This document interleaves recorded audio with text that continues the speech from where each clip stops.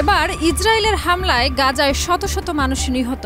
জিম্মি মুক্তির আহ্বান জানালো ভারত। গাজায় যুদ্ধবিরতি লঙ্ঘন করে ইসরায়েলের হামলায় নারী ও শিশুসহ শত শত মানুষের মৃত্যুতে বিশ্বের বিভিন্ন প্রান্তে শোকের ছায়া বিরাজ করছে। এই পরিস্থিতিতে গাজায় অবস্থিত জিম্মিদের মুক্তির জন্য আহ্বান জানিয়েছে ভারত।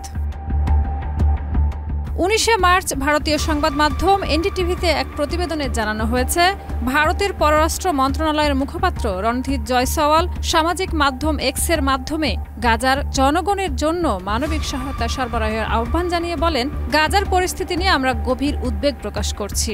সব জিম্মিকে মুক্তি দেওয়া অত্যন্ত গুরুত্বপূর্ণ এবং গাজার জনগণের জন্য মানবিক সহায়তা অব্যাহত রাখতে হবে। এদিকে গাজা উপত্যকায় ইসরায়েল ফের হামলা শুরু করেছে। যুদ্ধবিরতি চুক্তি লঙ্ঘন করে গত দুদিন ধরে বিমান হামলা চালানো হচ্ছে, যার ফলে শতাধিক ফিলিস্তিনি হতাহত হয়েছেন।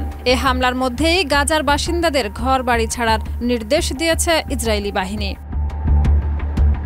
আল জাজিরার প্রতিবেদনে জানা গেছে, ইসরায়েলি সেনাবাহিনীর আরবি ভাষার মুখপাত্র আভিচাই আদ্রাই পূর্ব গাজার বেশ কয়েকটি এলাকায় বাস করা মানুষদের জরুরি ভিত্তিতে ঘরবাড়ি ছাড়তে বলেছে। বেইত হানুন, খিরবেত, খুজআ, আবাসন আল কাবিরা ও আবাসন আল জাদিদা এসব এলাকার মধ্যে রয়েছে। এছাড়া আদ্রাই 19 মার্চ দ্বিতীয় দিনের মতো সতর্কতা জারি করে বলেন, এই এলাকাগুলোতে বসবাসকারী বেসামরিক নাগরিকরা নিজেদের জীবন ঝুঁকির মধ্যে ফেলেছেন। তিনি তাদের পশ্চিম গাজা সিটি বা খান ইউনিসে আশ্রয় দেওয়ার নির্দেশ দিয়েছেন। তবে অনেক ফিলিস্তিনি তাদের এলাকায় থেকেও যুদ্ধের মধ্যেও অবস্থান নেওয়ার সিদ্ধান্ত নিয়েছেন, কারণ তারা বলছে তাদের হারানোর কিছুই নেই এবং তারা গাজা ছাড়বেন না।